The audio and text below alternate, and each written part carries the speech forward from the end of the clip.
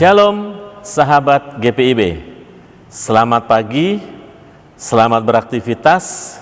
Bersyukur pagi hari ini kita bisa bangun pagi, diberi kesempatan oleh Tuhan untuk menghirup udara yang segar di pagi hari ini.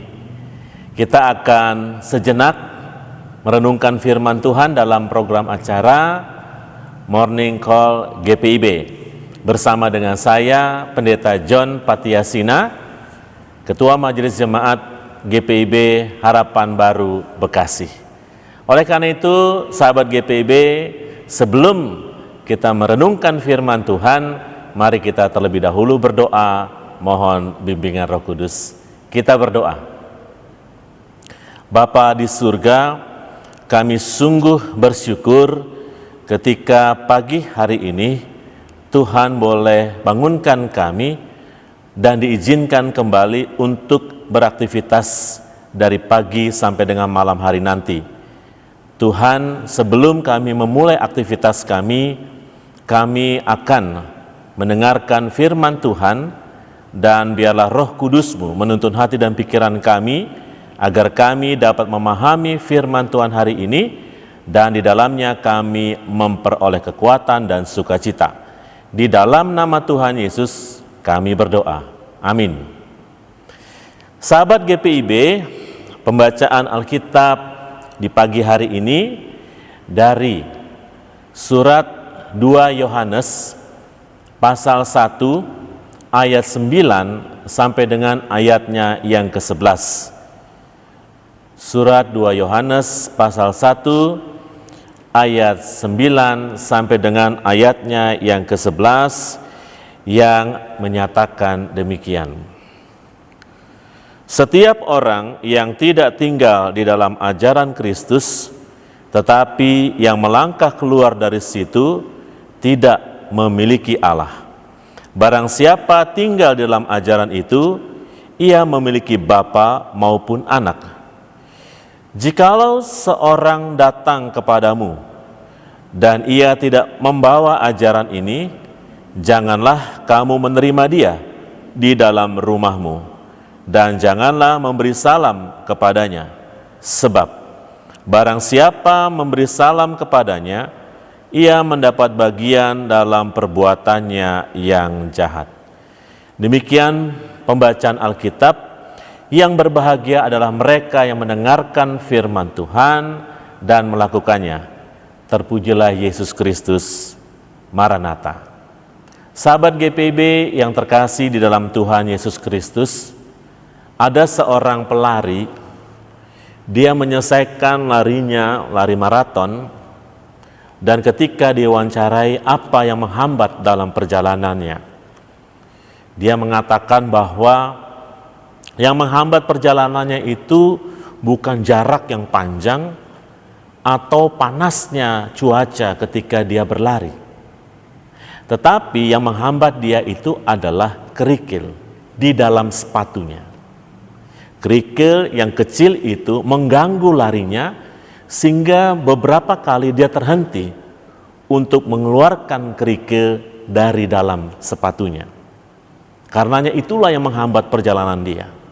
Nah, Bapak Ibu Saudara, memang kerikil itu benda yang sangat kecil. Dia akan sangat kecil ketika kita atau dia berada di luar atau dalam pandangan kita.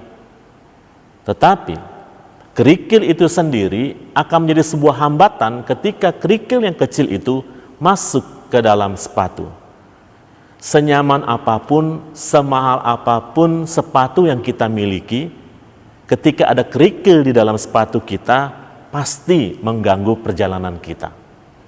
Nah, dari sini kita belajar, Bapak Ibu Saudara, bahwa sesuai dengan bacaan kita hari ini, ada yang namanya penyesat di dalam jemaat di mana Yohanes menyampaikan firman Tuhan.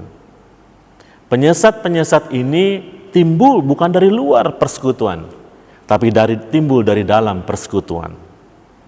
Oleh karena itu, surat 2 Yohanes itu menjadi surat yang mau dikatakan terpendek dalam perjanjian baru, karena hanya memiliki 13 ayat. Nah, surat ini ditujukan kepada jemaat Efesus yang sedang menghadapi tantangan dari warga sekitar yang tidak menyukai kehadiran orang percaya, dan juga munculnya ajaran sesat yang saat itu disebut Gnostik. Gnostik mengajarkan apa? Yang pertama, apa saja yang bersentuhan dengan dunia ini menghasilkan yang jahat. Jadi Tuhan Yesus Kristus tidak mungkin menjadi manusia. Dia tidak mungkin menjadi Allah karena dia adalah manusia. Mereka menolak keilahian Yesus Kristus. Jadi Yesus bukan Tuhan. Karena dia bersentuhan dengan dunia ini. Dia hanya manusia biasa. Yang kedua, ajaran Gnostik mengajarkan melalui guru-gurunya bahwa diselamatkan berarti dilepaskan dari urusan-urusan dunia ini. Jadi kehidupan moral itu nggak ada kaitannya dengan kehidupan sorgawi. Apapun yang terjadi, baik itu negatif maupun positif yang dilakukan dunia ini tidak ada kaitannya dengan dikatakan urusan-urusan sorgawi. Yang ketiga, keselamatan tidak ada hubungannya dengan kesusilaan dan kasih terhadap sesama. Walaupun membenci terhadap sesama nggak jadi masalah. Yang penting hubunganmu dengan Tuhan itu menjadi baik. Nah, kurang lebih itu yang disampaikan dalam ajaran Gnostik. Banyak jemaat pada saat itu mulai terpengaruh oleh ajaran Gnostik atau ajaran sesat ini. Surat ini ditulis untuk mengingatkan jemaat akan bahaya atas ajaran yang mereka bawa melalui guru-guru palsu mereka. Nah, dalam bacaan kita saat ini, Bapak Ibu Saudara, diminta kepada jemaat untuk waspada agar tidak kehilangan pengajaran yang benar yang disampaikan melalui Injil tentang Yesus Kristus yang menjamin kehidupan sorgawi mereka. Diingatkan kepada jemaat saat itu, mereka yang percaya pada pengajaran Kristus akan memiliki sorga. Dalam teks bacaan kita dikatakan akan memiliki Bapa dan Anak. Tetapi bagi mereka yang meninggalkan ajaran Kristus, mereka yang masuk atau percaya kepada ajaran yang sesat itu dikatakan akan kehilangan Kristus, yang berarti mereka akan kehilangan keselamatan sorgawi. Lalu di dalam ayat 10 sampai dengan 11 dalam bacaan kita diingatkan untuk hati-hati dan bersikap dengan tegas terhadap para penyesat itu. Dikatakan tolaklah dengan tegas para penyesat, dengan tidak membiarkan mereka masuk dalam rumahmu atau dalam keluargamu, dan tidak menyapa agar tidak terlibat dalam perbuatan jahatnya. Jadi Yohanes mengingatkan kepada jemaat, kalau mereka datang, tolak. Kalau kita tahu itu adalah penyesat, tolak dengan tegas, usir dari rumah atau keluarga mereka. Lalu dikatakan jangan menyapa mereka, supaya kita tidak terlibat dalam percakapan yang bisa membuat jemaat akhirnya percaya kepada pengajaran tersebut. Nah, Bapak Ibu Saudara yang terkasih di dalam Tuhan Yesus Kristus, diingatkan kepada kita saat ini yang menyaksikan renungan kita dalam Morning Call ini, bahwa kita harus waspada terhadap penyesatan yang terjadi juga di tengah-tengah kehidupan kita. Misalnya kita dapat melihat mungkin ada orang yang datang ke rumah Bapak Ibu, 2 orang, lalu berupaya merayu Bapak Ibu untuk Bapak Ibu menerima mereka. Mereka akan berbicara dengan manis, ya. Mereka akan berbicara dengan baik. Lalu kita akan tergoda, lalu kita membiarkan mereka untuk duduk bersama dengan kita. Lalu mulailah mereka mengajarkan ajaran-ajaran yang bertentangan dengan ajaran-ajaran yang kita kenal lewat pemberitaan Alkitab. Nah, Bapak Ibu, kadang-kadang kita melihat tidak tega, tidak enak karena mereka baik. Bapak Ibu, saya mau katakan begini, iblis itu kalau rupanya dalam bentuk genderuwo, tuyul, dan sebagainya, kita takut. Tapi iblis itu berkembang dengan teknologi yang ada. Tampilan sekarang tampilan yang lebih baik. Sehingga kita tidak tahu bahwa itu bisa menyesatkan kita. Jadi firman Tuhan hari ini tegaskan kepada kita, tolak mereka. ketika mereka masuk dalam kehidupan kita. Biasanya Bapak Ibu mereka akan datang berdua. Cara ngetesnya bagaimana? Sampaikan saja, Bapak dan Ibu dari gereja mana?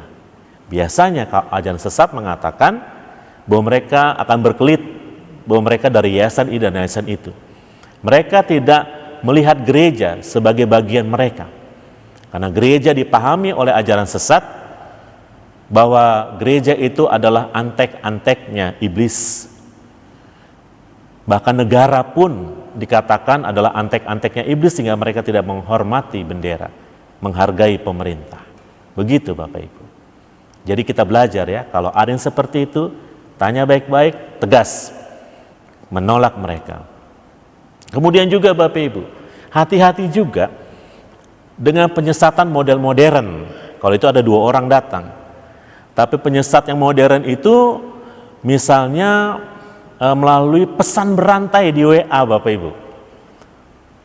Tadi pagi atau kemarin saya mendapat WA itu. Sampaikanlah kepada 13 orang WA ini maka kamu tidak mengalami musibah. Ada orang yang berhenti tidak mau menyampaikan WA ini kepada grupnya, kepada orang lain. Mereka dapat celaka. Waduh Bapak Ibu. Sesat itu saya katakan sahabat GPIB. Kenapa sesat? Karena keselamatan itu bukan melalui WA yang berantai itu, pesan berantai itu enggak begitu. Keselamatan itu terjadi ketika kita beriman kepada Tuhan, kita percaya, kita memperoleh hikmat, maka segala sesuatunya kita kembalikan juga untuk kemuliaan bagi nama Tuhan. Karena kita tahu Tuhan selalu bersama dengan kita, tidak melalui pesan-pesan WA yang berantai itu. Itu Bapak Ibu. Ingat Bapak Ibu, kita harus tegas dengan para penyesat. Penyesat itu, saya baca dalam bahasa Yunani, itu ditulis dengan planoi atau planos, artinya penuh kebohongan atau pembohong. Jelas Bapak Ibu. Yang namanya penyesat tidak mengajarkan ajaran yang benar, tapi semuanya penuh dengan tipu muslihat, semuanya penuh dengan kebohongan, dan kita harus tegas mensikapinya. Oleh karena itu Bapak Ibu Saudara, mari kita dekatkan diri kepada Tuhan agar kita memiliki hikmat untuk menangkal ajaran penyesat itu. Semakin setia berdoa, memuliakan nama Tuhan, mendengarkan firman dan melakukan firman Tuhan, maka kita dapat menangkal serangan dari penyesat. Mari kita perkuat persekutuan keluarga kita. Karena apa Bapak Ibu? Karena para penyesat itu mengincar kehidupan keluarga yang merupakan unit terkecil dari persekutuan gereja. Dia tidak mengincar persekutuan gereja yang besar ini, tapi keluarga lepas keluarga akan diincar untuk melemahkan persekutuan yang besar ini Bapak Ibu Saudara. Oleh karena itu Bapak Ibu Saudara, mari kita perkuat juga persekutuan kita, persekutuan gereja kita, agar saling mengasihi, saling melindungi, dan menjaga sehingga tidak ada yang tersesat. Kita saling menopang, kita saling mendukung untuk memuliakan nama Tuhan. Jadi Bapak Ibu Saudara, sahabat GPIB yang terkasih dalam Tuhan Yesus Kristus, semakinlah kita setia kepada Tuhan agar memiliki hikmat. Ketika penyesat itu datang, kita mempunyai sikap yang tegas dan kita tetap minta pertolongan kuasa Roh Kudus. Tuhan memberkati. Amin. Nah Bapak Ibu Saudara, sahabat GPIB, mari kita berdoa. Bapa yang di surga, kami sungguh bersyukur hari ini ketika Tuhan boleh memberkati kami, menyapa kami dengan perenungan akan firman Tuhan hari ini, khususnya di pagi hari ini. Biarlah kami belajar untuk kami memiliki sikap yang tegas terhadap para penyesat yang bisa saja hadir dalam kehidupan kami. Biarlah kami semakin setia datang kepada Tuhan, beribadah kepada Tuhan, memuliakan nama Tuhan, lalu tetap dituntun oleh kuasa Roh Kudus-Mu itu Tuhan, agar kami bersikap dengan tegas, dengan baik, sehingga kami selalu hidup berdasarkan apa yang Tuhan kehendaki. Ajari kami Tuhan untuk memberlakukan firman Tuhan ini dengan sungguh-sungguh di tengah kehidupan keluarga kami, persekutuan kami, bahkan di tengah-tengah kehidupan masyarakat di mana Tuhan hadirkan kami. Bapa di surga, berkati kehidupan GPIB, gereja kami, gereja Protestan di Indonesia bagian Barat, mulai dari sinodal, mupel, dan juga jemaat, dimanapun berada, yang di kota maupun desa.